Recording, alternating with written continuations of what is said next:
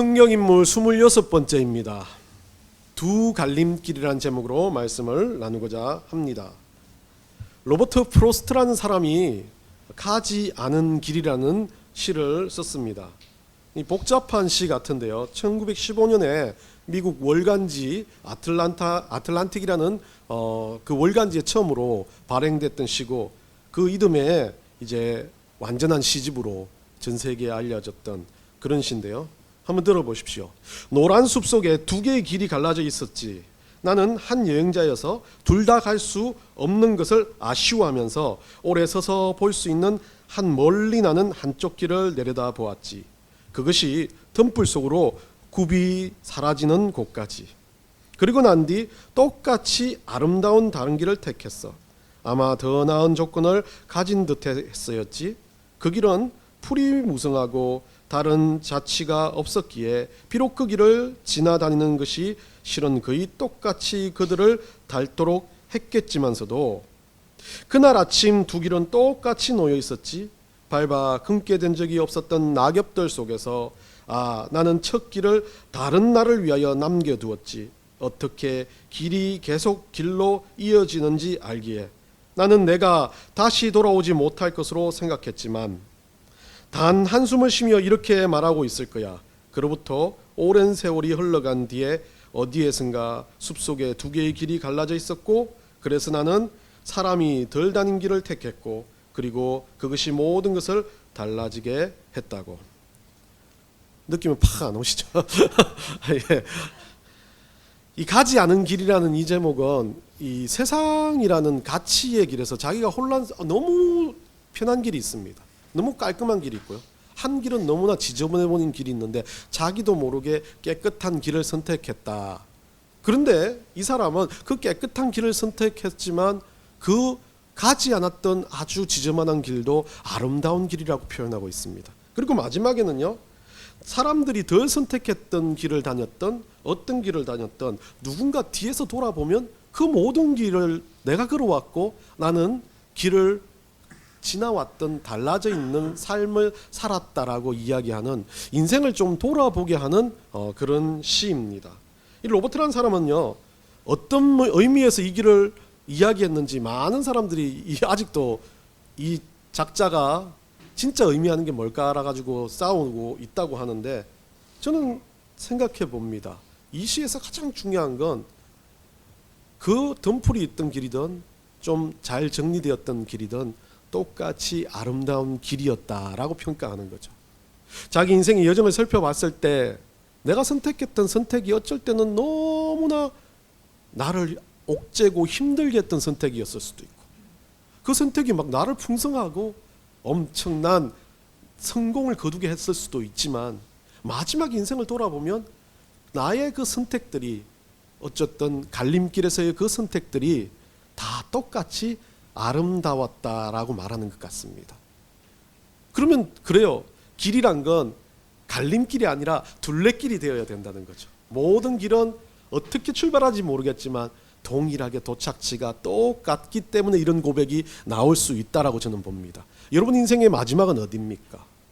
여러분 두 갈림길 가운데 세상에서 수많은 갈림길을 선택하는 것, 여러분한테 아무런 마지막에 대해서는 아무런 의미가 없습니다. 조금은 행복하게 살 수도 있고, 조금은 부유하게 살 수도 있고, 조금은 건강하게 살 수 있는 길들이 있었을 겁니다. 그런데 그 모든 길을 끝내고 나서 마지막은 똑같이 죽음이란 걸 맞이한다는 것. 그리고 그 죽음 앞에서 우리는 어떻게 생각합니까? 인생을 되돌아보면서요, 정말 더럽고 힘든 인생을 살았구나 라고 생각할 수도 있고, 아니면 이 로버트라는 시인처럼 내가 어떤 길을 선택했는지 너무 아팠지만, 너무 힘들었지만 그 길이 아름다웠더라. 천상병 시인이 말했던 것처럼 천국에 가서 하나님 앞에 내가 섰을 때 내가 살아왔던 모든 순간이 아름다운 소풍이었다는 고백이 똑같이 연결되는 그런 생각을 해봅니다.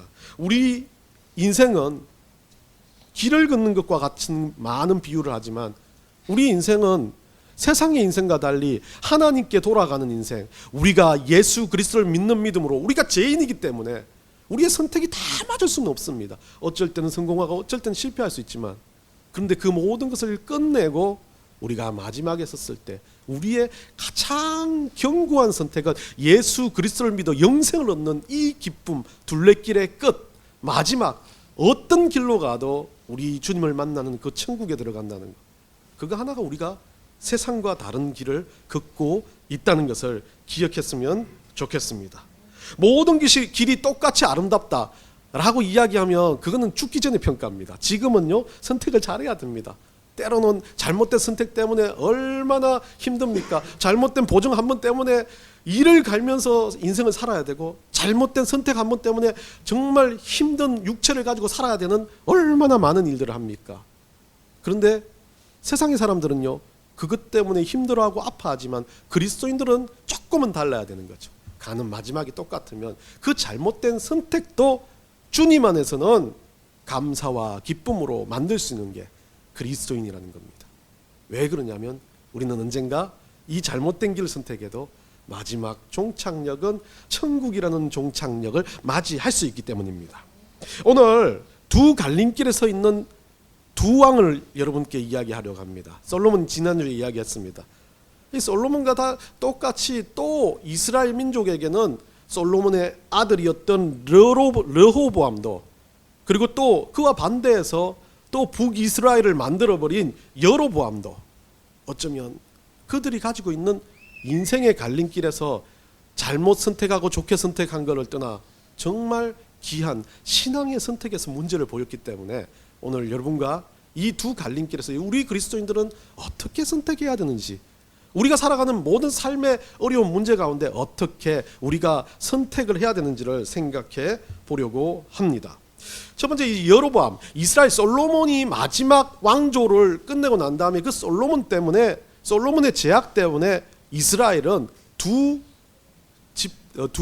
왕조로 갈라집니다. 여러분도 잘 아지만 북이스라엘, 제가 지도는 준비 안 했는데요, 북쪽은 이스라엘이라는 이름으로 통치가 되고요, 남쪽은 유다라는 이름으로 새로운 나라가 성립이 됩니다. 그 중에 북이스라엘, 오늘 여러분과 두 왕을 나누려고 하는데 첫 번째 왕이 여로보암이라는 북이스라엘의 일대 왕이었습니다.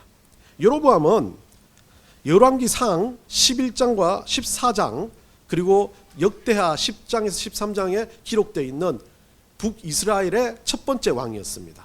이 사람의 등장은 여러분도 아시겠지만 독특합니다. 솔로몬의 아들이었던 르호보암, 남유다의 왕이었던 그가 왕위 계승자 1순위였습니다. 그러다가 열 지파가 몰려와가지고 세금이 높다는 거예요. 솔로몬이 유능했지만 그 아들이 이제 나라가 피폐해지기 시작하면서 세금을 좀 낮춰달라고 이야기했을 때 르호보암이라는 사람이 그걸 거절합니다. 그래서 반기를 들고 여로보암이라는 사람을 세워가지고 이 북이스라엘을 만드는 겁니다. 등장은요, 열왕기상 11장 28절에서 솔로몬이 여로보암을 성전을 건축하는, 모든 건축을 하는 건축 감독관으로 임명하는 유능한 인물로 시작하면서 이 여로보암이 나타납니다. 그리고 북이스라엘이 조금 전에 말했던 것처럼 성립이 되는데요, 이 르호보암이라는 사람의 어떤 실수라기보다는 선택이었습니다. 세금을 많이 매기는 것에 대해서 자기는 이제 주변의 사람들의 이야기를 듣겠다 해가지고 젊은 층의 이야기를 듣거든요. 그렇게 해서 북이스라엘이 열 지파가 모여서 우리는 이제 우리의 왕국을 만들겠다. 그래서 이스라엘로 시작해서 그 위쪽 지역의 땅에서 열 지파들이 모여가지고 북이스라엘을 만들어냅니다. 그럼 오늘 본문에 우리가 이제 이야기 나눌 건데요, 이 여로보암이 가장 큰 치명적인 실수를 합니다. 그 북이스라엘을 만들어 놓은 걸 보고 금송아지 제사 사건을 만드는데요, 이건 오늘 본문을 나중에 상세하게 다루도록 하겠습니다. 그리고 난 다음에 이제 이 여로보암은 하나님께 그 경고를 받고 심판을 당하는 장면이 열왕기상 13장이 나오고요, 그 집안은 결국 완전히 멸망하여 전멸이 됩니다. 여로보암이라는 왕 참 첫 번째 왕이었지만 22년간 북이스라엘 열 지파를 통치하면서 상당히 많은 일들을 했지만 조금은 문제가 되는 왕이었던 걸로 기록을 합니다. 열왕기상 14장 16절 한번 우리 읽어봅시다. 이 여로보암을 평가하는 성경의 기록입니다. 다 같이 읽어봅시다.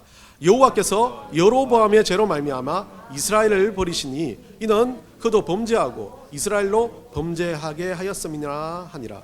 자, 여러분들이 특별하게 뭐 어떤 왕이다 이런 거 역사를 좀 관심 있으면 한번 살펴보시고요. 성경의 역사를 잘 모르시면 나라가 하나 있었는데 그 나라가 마지막 솔로몬이라는 사람 잘 알 거예요. 그 솔로몬이라는 사람에 의해서 왕국이 분열되었는데 그 아들과 배반의 세력이 일어났다. 그렇게 기억하시면 됩니다. 그 아들이었던 남유다의 왕이었던 르호보암은요, 이 솔로몬 왕국에서 어찌 보면 왕위 계승 1순위로 왕위를 계승했고, 넘겨주세요.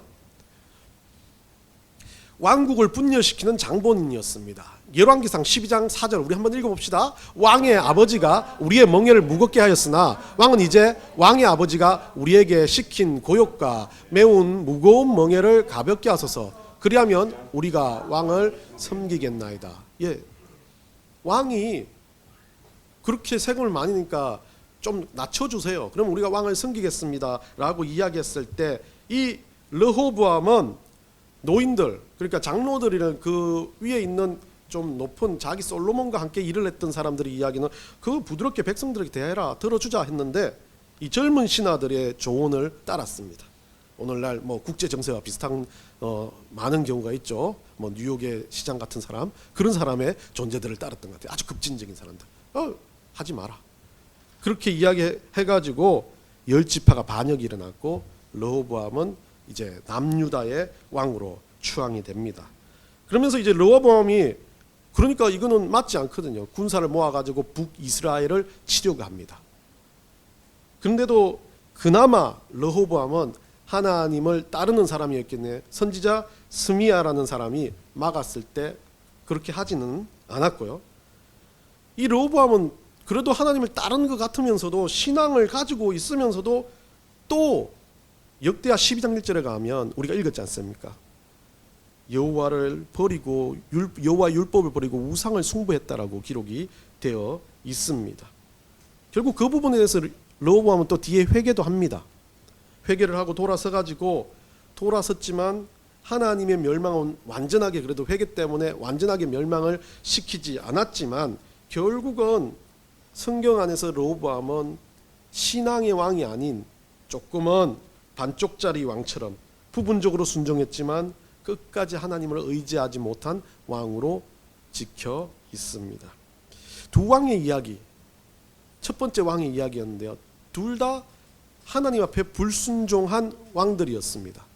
그러나 한 왕은 회개를 했고 한 왕은 또 하나님 앞에서 끝까지 배도를 하는 것 같았지만 애매한 그런 상황에 있었던 왕이었습니다. 결국 그러다 보면 이 두 왕의 갈림길에서, 인생의 갈림길, 어떤 판단의 갈림길에서 늘 언제나 고민하기보다는 자신들의 이익을 위한 자기 자신들의 생각을 따랐던 왕이었던 걸로 기억되어지는 겁니다. 오늘 본문을 보면서 이 여로보암, 특히 르호보암이 아닌 여로보암이 했던 신당 제사를 드렸던 이 장면을 가지고 한번 상세하게 이야기를 나눠보려고 합니다. 본문 27절에 보면요,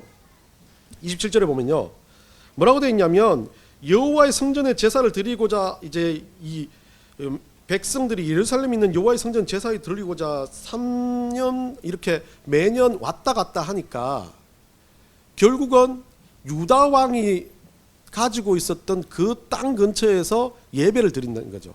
예배를 드리기 위해서는 예루살렘으로 예배를 드리러 가야 되기 때문에 그 북이스라엘 백성들이 어떻게 합니까? 계속 그쪽으로 가다 보면 꼭 삐라 부리는 우리 남쪽에서 삐라 뿌려가지고 우리 남한이 더 잘 산다, 북한에 내려오라, 이런 느낌처럼 우리가 예배 드리기 좋아, 얼마나 편하지 않냐 라고 이런 그것 때문에 넘어갈까봐 이 북쪽에 있는 르호보암이 상당히 고민을 합니다.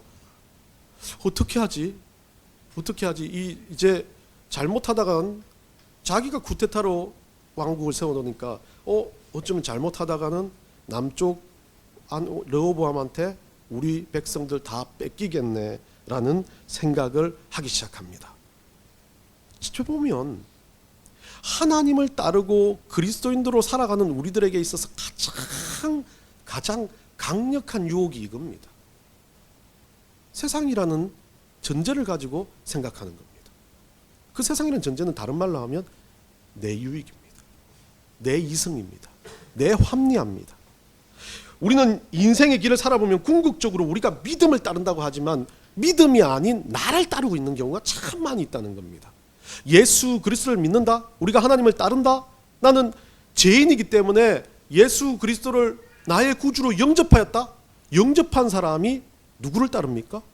대부분 보면요, 영접한 사람들도 믿음을 따르는 게 아니라 모든 선택의 기로에서 자기 이성을 우선시합니다. 르호보암도 마찬가지입니다. 당연히 눈에 보이는 건 그렇게 갈 것 같아요. 자기가 손해를 볼 것 같고 힘들어질 것 같습니다. 그러니까 어떤 판단을 내립니까? 자기 이성에 맞는 판단을 내립니다. 궁극적인 믿음을 제쳐놓고 하나님이라는 그 하나님을 제쳐놓고 자기의 뜻대로, 사사기에서 말했던 자기 원하는 대로 사는 인생의 그대로의 모습을 보여주고 있습니다. 구약의 많은 기록들을 보면요, 인간들의 본성은 다른 어떤 것을 잊지 않습니다. 계속해서 자기 마음, 자기 것, 자기 욕심, 자기 생각, 이게 너무 강해요. 그러다 보니까 어떻습니까? 신약에 와서 예수님이 서로 사랑하라고 이야기하는데 우리가 진짜 사랑할 수 있습니까? 사랑 못합니다.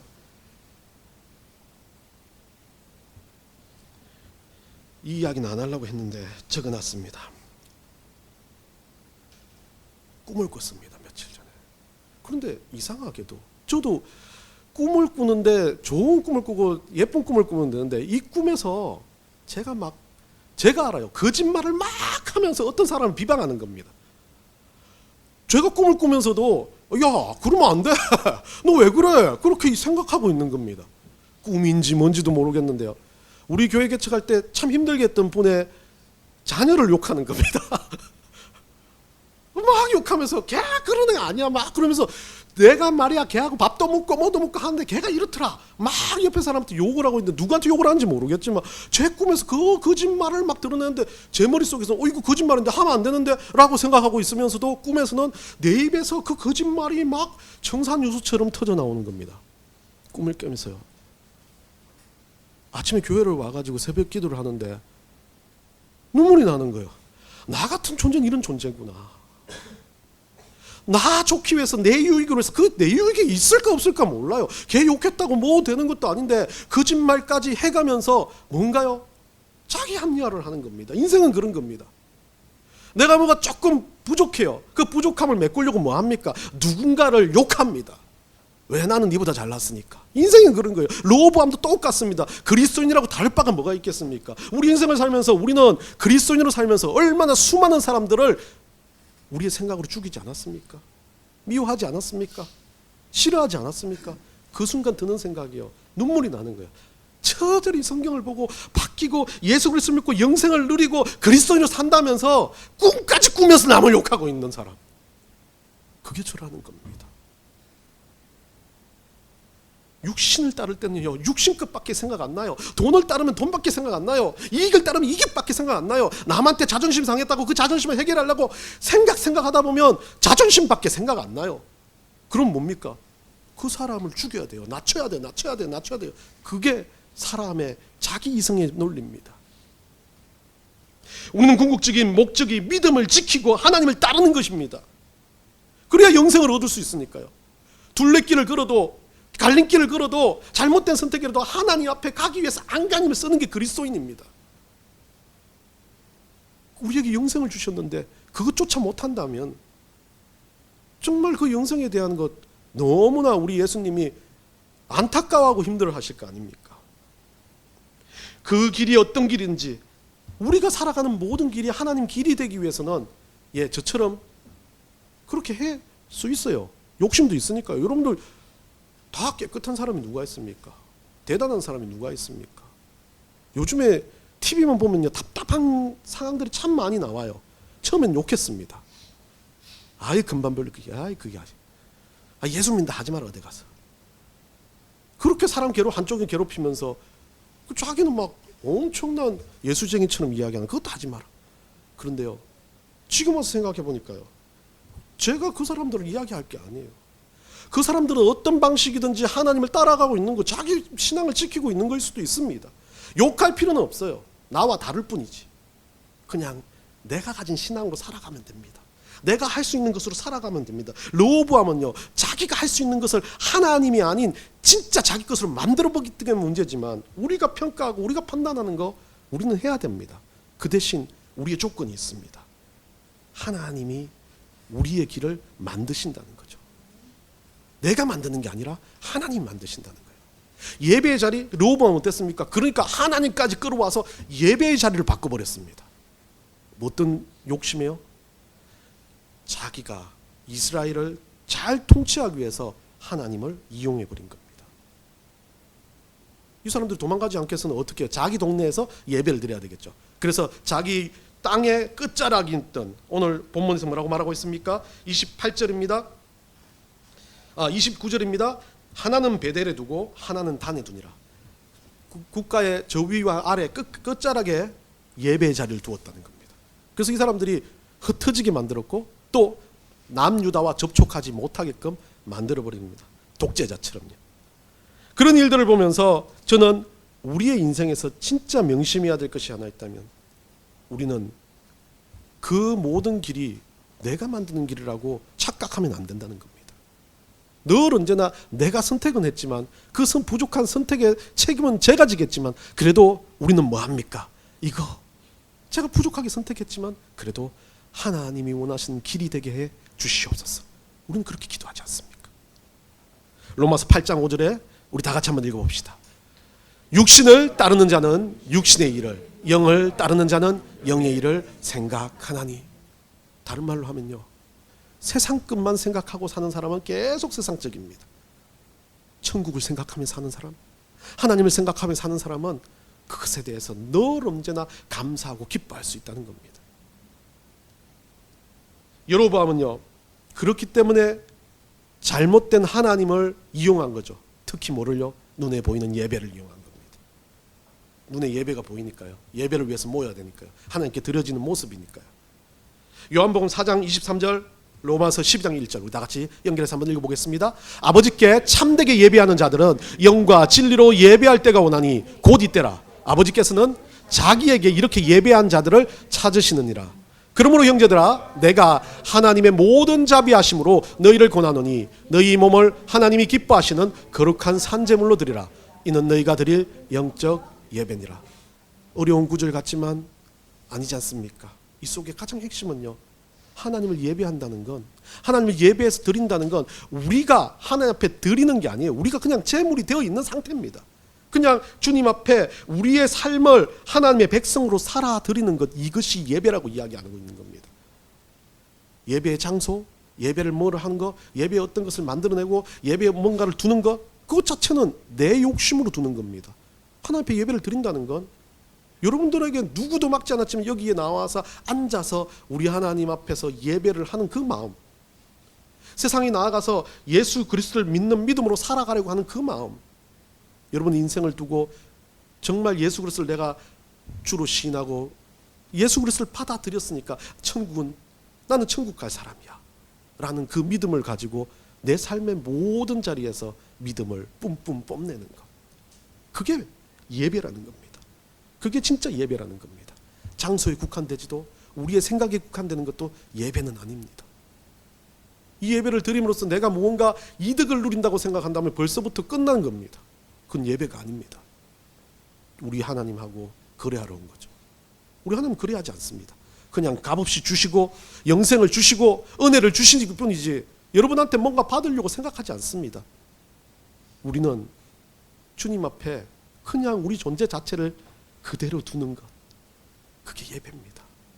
르호보암이 하지 못한 것 중에 하나는요, 그런 상황, 유혹도 올 수 있고 힘듦도 올 수 있습니다. 가치가 판단이 안 될 때도 있습니다. 욕심을 부릴 때도 있습니다. 뭔가 할 때 내가 이거 해보고 싶다는 욕망도 생길 수 있습니다. 누구나 다 있습니다. 근데 여로보암이 하지 못했던 것 중에 하나는 그런 욕망의 순간에 주님, 이 길이 맞습니까? 라고 물어보지 못했다는 거죠. 주님, 이것을 제가 만들어서 주님께 더 예배를 확장시키고 정말 복음이 전파되는 길로 만들겠습니다라고 주님 앞에 기도만 했다면 이 예배의 방식은 달라졌을 겁니다. 선교를 하듯이 예배가 퍼져나가는 역사가 일어났겠지만 이것은 자기의 육이 되어버린 겁니다. 갈림길에서 심각한 갈림길에서 우리는 늘 섭니다. 근데 그 순간 우리는 어떻게 합니까? 우리의 삶에서 우리는 어떤 식으로 살아가고 있는지 한번 생각해 봐야 됩니다. 중요한 건 28절 29절에 나와 있는 단어 중에 가장 중요한 게 이 여로보암이 문제를 심각하게 보여줬던 장면인데 28절 첫 번째 나오는 이에 계획하고라고 합니다. 두 금송아지를 만들어서 우상도 만들어가지고 거기에 갖다 놓고 하는 이 여로보암이 이것을 뭐 했다고요? 계획하였다라고 이야기하는 거죠. 스스로 치밀하게 계획을 세웠다는 겁니다. 그런데 원래 이 계획하다는 단어는 이 아츠라는 단어를 쓰고 있는데 이 아츠라는 단어는 논의하고 뭔가 회의를 하는 겁니다.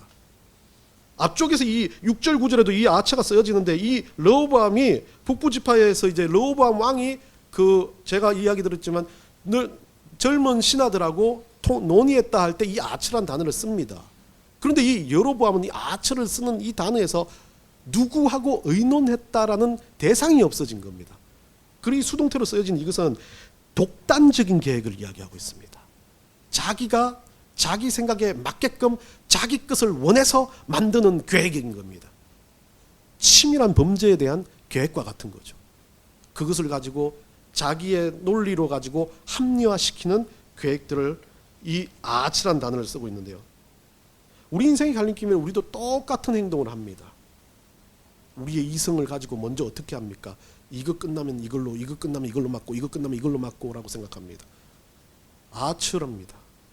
이 여로보암과 다를 게가 뭐가 있습니까? 하나님은 온데간데 없고 내꺼 하다가 결국은 나의 이익을 위해서 이렇게 한다. 이건 분명히 우리는 두 갈림길에서 잘못된 길을 선택하는 존재가 되어지는 겁니다. 이 아츠를 할 때 우리는 기억해야 됩니다. 내가 이 길을 위해서 이 길을 선택하고 이것을 할 때 주님은 어떻게 생각하시는지, 우리 예수님은 어떻게 그것을 바라보시는지, 독단이 아니라 독단을 선택했다 할지라도 그것에 대해서 회개하며 돌릴 수 있는 마음이 그리스도에게는 있어야 된다는 거죠. 그래서 우리는 죄인이라 그럽니다. 누구 하나 우리를 완벽한 인간으로 말하지 않습니다. 실수도 할 수 있다고 말합니다. 성경에서 그것을 용납했습니다. 그럼 우리는 단 하나 우리의 잘못된 선택이 있다면 돌이킬 수 있다는 은혜도 있다는 것을 기억했으면 좋겠습니다. 요한복음 16장 13절에요. 이렇게 말합니다. 다 같이 읽어봅시다. 그러나 진리의 성령이 오시면 그가 너희를 모든 진리 가운데로 인도하시리니 그가 스스로 말하지 않고 오직 들은 것을 말하며 장래일을 너희에게 알리시리라. 너무 엄청난 말이죠. 저도 그랬으면 좋겠어요. 막 장래일 알려주고 그랬으면 좋겠어요. 근데 그 장래일이 제가 지금 말하면 웃으시죠? 여러분 똑같아요. 자기 생각인 거죠. 내 욕심이 있으니까 장래일 알아서 뭐 할래? 우리 천국 가는 거 알면 되는데 그 장래일 뭐 내일 나한테 뭔가 막 주가가 어떻게 될까? 내일 어떤 일이 일어날까? 내일 어떤 진상 같은 사람을 내가 만날까? 그 사람 안 피하게 해주세요. 똥을 피하게 해주세요. 라고 그렇게 생각하기 위해서 다 중심이 뭐예요? 내 중심이에요. 장래일을 알고 싶은 거, 미래를 알고 싶은 거, 로또 번호를 알고 싶은 거 다 내 중심이에요. 그런데 여기서 말하는 성령은 내 중심의 장래를 알리시는 게 아니에요. 완벽한 미래를 알려주시는데 그 완벽한 미래가 성령께서 알려주시는 가장 극단적인 미래가 이 둘레길의 끝자락이라는 거죠. 천국 간다는 겁니다. 성령님이 만약에 기도하는 만큼 자기 막 억지로 예배 드린 만큼 여러분들 전에 말한 것처럼 엄청나게 내가 덕을 쌓았다 하는 것처럼 만큼 한다면 여러분들 이단들이 다 돈 벌어요. 물론 지금 잘하고 있지만 저도 조금 나아야 되는데 그렇게 생각할 수도 있어요. 저 사람보다 내가 더 기도 많이 했는데 이게 어디서 올까요? 다 자기 생각에서 오는 겁니다. 예전에 한국교회가 참 심각하게 이런 걸 많이 강조했지 않습니까? 기도 많이 하면 복 받는다. 물론 기도 많이 하면 하나님 은혜가 돼요. 그 복도 받을 수 있죠. 천국이 더 확고해지니까 얼마나 기분이 좋아요. 매일매일 사는 게 천국인데. 그런데 어떻습니까? 그 기도 많이 하면 복 받는다는 그 전제의 깊은 곳에는 뭐가 들어가 있어요? 너 돈 좀 벌 거야. 너 풍성할 거야. 너 건강할 거야. 너 잘 될 거야. 너 좀 괜찮을 거야. 그게 있는 거예요. 그 전제가 사라져야 됩니다. 그건 우리의 선택일 수밖에 없어요. 우리는 하나님의 백성입니다. 늘 우리는 모든 일 가운데 선택의 기로에 설 때마다 성령께 의지하는 방법들을 배워가야 합니다. 짧은 순간이라도요. 짧은 선택이라도요. 30절에서요. 이 여로보암을 보고 어떻게 평가합니까? 이 모든 이 일이 죄가 되었다고 말합니다. 이 죄는 뭡니까? 죄는 천국을 못 가게 하는 거예요. 죄에서 벗어나지 못하는 겁니다. 여로보암은 그랬다는 겁니다. 하나님을 이용했기 때문에, 그 이용으로 끝나버렸기 때문에 그 죄에서 완전히 주저앉아 버렸습니다. 로마서 6장 23절 우리 다 같이 읽어봅시다. 죄의 싹은 사망이요 하나님의 은사는 그리스도 예수 우리 주 안에 있는 영생이니라. 우리가 예수 그리스도를 믿는 건 영생 때문에 믿습니다. 그럼 여기 와서 여러분들이 진짜 여러분의 죄가 주홍같이 붉을지라도 붉을지라도 진짜 희게 해주신다는 그 주님의 말씀에 대해서 아멘할 수 있다면 여러분은 영생이 있는 거예요. 예수 그리스도를 믿겠다고 고백하는 그 고백으로부터 여러분의 구원이 시작되는 겁니다. 아무것도 우리 하나님 더 원하지 않아요. 그걸로 시작되면 원하지 않으신데 뭐가 생기기 시작해요? 갈림길들이 생기기 시작합니다. 그때 믿음을 지켜내는 갈림길 가운데 섰을 때 여러분들을 하나님께서 인도하시는 역사가 일어날 거예요. 그 성령의 역사는 그냥 단순하게 세상에서 잘 사는 것으로 끝내지 않습니다. 영생을 허락하시는 그 천국의 앞까지 여러분을 인도하신다는 거죠. 로마서 8장 26절 읽고 말씀을 마치겠습니다. 다 같이 읽습니다. 이와 같이 성령도 우리의 연약함을 도우시나니 우리는 마땅히 기도할 바를 알지 못하나 오직 성령이 말할 수 없는 탄식으로 우리를 위하여 친히 간구하시느니라. 여로보암, 르호보암, 우리 성령님 약한 거 알아요. 우리 무지한 거 알아요. 우리가 세상에 얼마나 똑똑하고 잘났으면 우리가 천사보다도 못한 존재인데 성령께서는 우리의 모든 것을 알고 계신단 말입니다. 좀 연약한 거 그대로 연약하게 주님 앞에 엎드리세요. 이 길을 가면서 억지 부릴 필요 없고 내 거 만들 필요 없고 내 이성으로 욕심으로 판단하지 말고 주님 앞에 엎드릴 때는 그냥 주저앉아서 무릎 꿇고 주님 앞에 주님 제가 죄인입니다 라고 엎드렸을 때 어떻게 합니까? 우리 성령께서요 이끌어 주신다잖아요. 말할 수 없는 탄식으로 성령께서 우리 마음 먼저 하시고 우리 하나님께 가신다고 말하잖아요. 우리가 잘못되고 우리가 잘못된 판단할 때 성령님이 탄식하는 걸 여러분들이 느끼시는 그런 한 주가 되시기를 간절히 축원합니다.